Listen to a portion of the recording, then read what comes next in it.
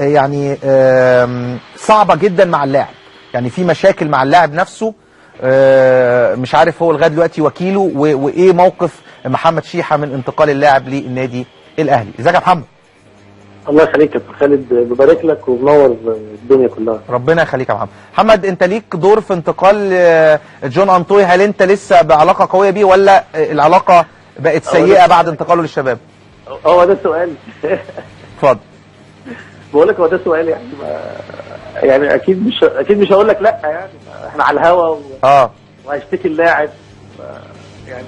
قول لي ايه اللي حصل بالظبط، ايه دورك في الصفقه، ليه اللاعب هو في الحقيقه يعني انا بعت فاكس لكل الانديه في مصر وبقول ان انا وكيل اللاعب لغايه مايو 2016.